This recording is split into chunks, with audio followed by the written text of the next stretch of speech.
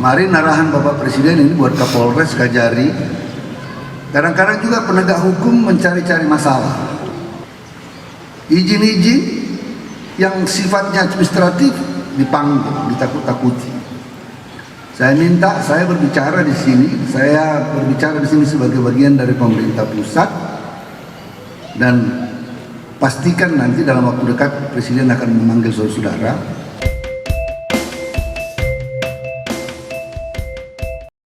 Presiden sangat mendorong sekali agar seluruh jajaran di pemerintah, baik pemerintah pusat, pemerintah provinsi, pemerintah kabupaten kota, betul-betul harus ramah investasi. Juga termasuk aparat penegak hukum.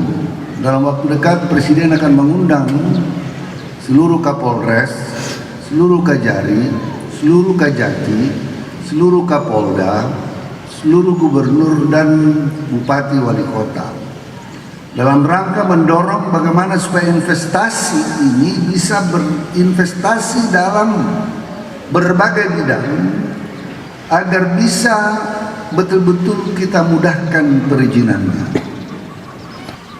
Kenapa? Ini adalah instruksi Presiden, memudahkan investasi. Maka kepada seluruh kepala daerah yang ada di sini, wali kota, bupati, seluruh jajaran, kepala-kepala dinas, dunia sudah berubah. Vietnam sudah jauh lebih maju dari kita karena mereka level ease of doing business mereka jauh berada di atas kita. Dari 30 investasi yang keluar dari China karena perang dagang antara Amerika dan China, 30 perusahaan-perusahaan besar itu tidak satu pun datang ke Indonesia. Lebih setengahnya invest di Vietnam, karena di Vietnam semua dimudahkan. Kemarin arahan Bapak Presiden ini buat Kapolres Kajari, kadang-kadang juga penegak hukum mencari-cari masalah. Itu sebabnya diundang. Akan ada dalam waktu dekat diundang Kapolres, diundang Kajari, diundang Kajati, diundang izin-izin yang sifatnya administratif dipanggil, ditakut-takuti. Saya minta, saya berbicara di sini sebagai bagian dari pemerintah pusat, dan pastikan nanti dalam waktu dekat Presiden akan memanggil saudara-saudara. Itu yang kita dorong saat ini, investasi untuk menimbulkan, untuk mencapai pertumbuhan ekonomi yang baik diperlukan investasi. Direct foreign investment akan lebih baik. Yang kedua adalah ekspor.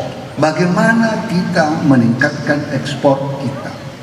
Yang ketiga APBN dan konsumsi rakyat. APBN itu hanya menyumbang 15% terhadap pertumbuhan ekonomi. Maka di daerah juga kita berharap bergotong royong, bersama-sama, bersinergis supaya memudahkan investasi, mendorong agar pariwisata di Pulau Nias maju.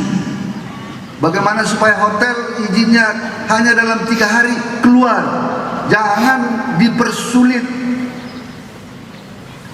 Mendorong supaya restoran-restoran buka, mendorong penerbangan, mendorong membuka sentra-sentra pariwisata yang baik, event-event pariwisata yang baik, dan semua kita berlomba-lomba untuk melakukan itu.